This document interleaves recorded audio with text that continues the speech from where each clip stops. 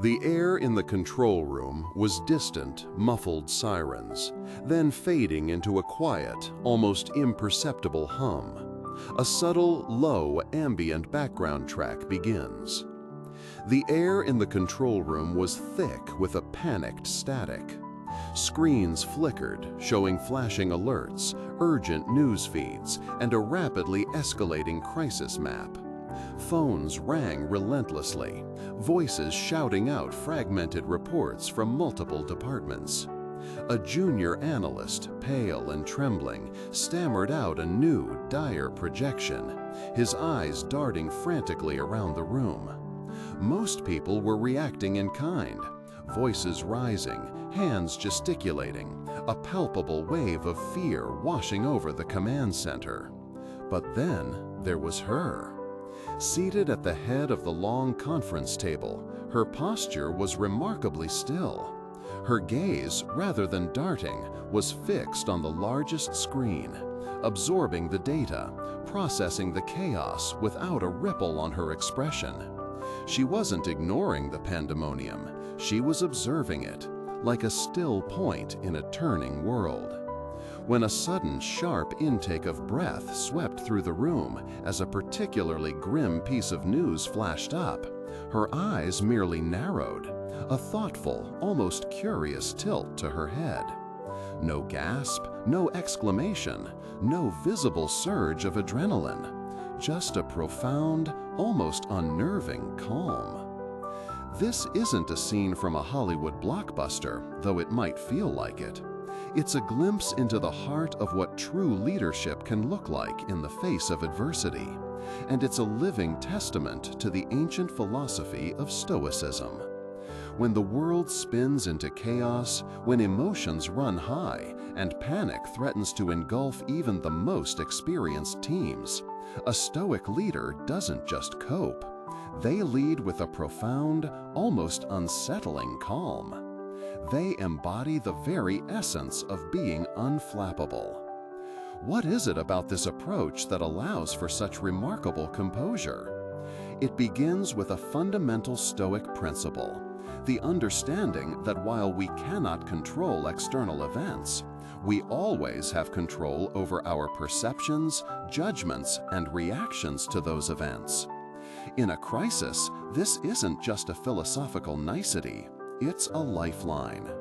A Stoic leader faced with an unfolding crisis does not immediately react with the fight-or-flight instinct that grips so many. Instead, their first instinct is to slow down. They create a deliberate, internal pause amidst the external frenzy. Imagine that woman in the control room. Rather than being swept up in the urgent cries and rapidly changing data, she was absorbing, processing. This isn't inaction, it's a strategic deceleration.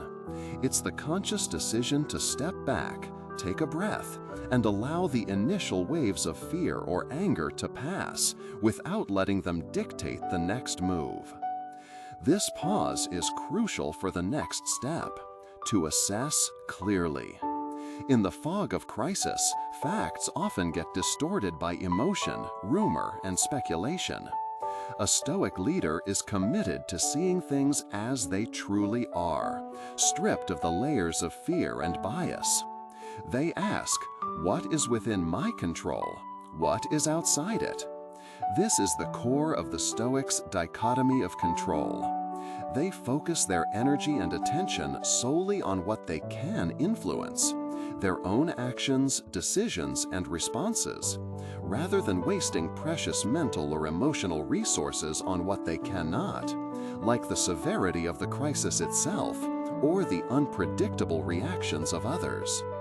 This clarity allows them to distinguish between what is genuinely harmful and what is merely perceived as such due to panic. They seek data, verify sources, and build a picture based on objective reality, not emotional contagion. And once that clear assessment is made, they act with courage.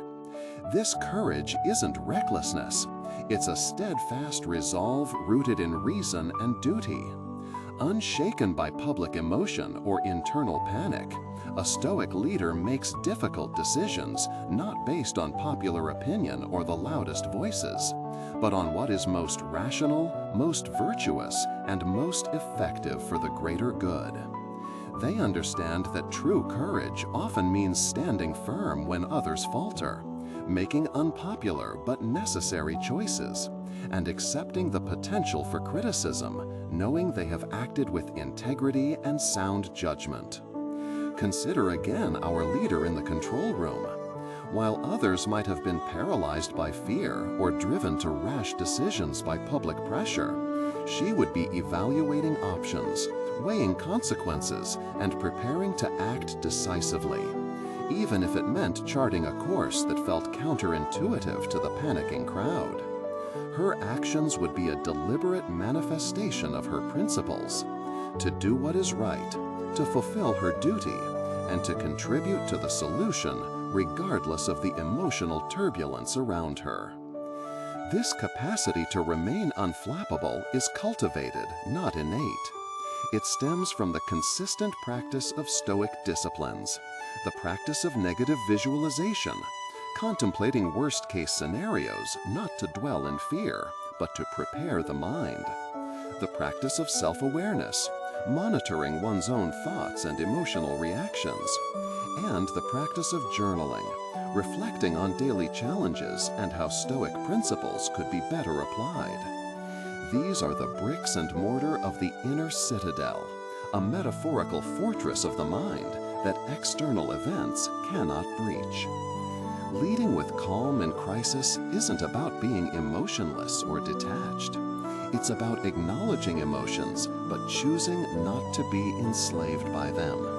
It's about recognizing fear, but acting in spite of it. It's a powerful, empathetic form of leadership because it offers a steady anchor in turbulent waters, inspiring confidence in those who look to you for guidance. When a leader remains calm, clear, and courageous, it signals to their team, to their organization, and even to the broader public that there is a path forward, that reason can prevail, and that even in the darkest moments there is hope and strength to be found. So, the next time you find yourself caught in the swirling currents of a crisis, whether personal or collective, remember the Stoic approach. Slow down, assess clearly, unclouded by emotion, and then act with courage, guided by reason and duty, unshaken by panic or public sentiment. It's a path not just to effective crisis management, but to a life lived with greater tranquility and purpose, no matter what storms may brew.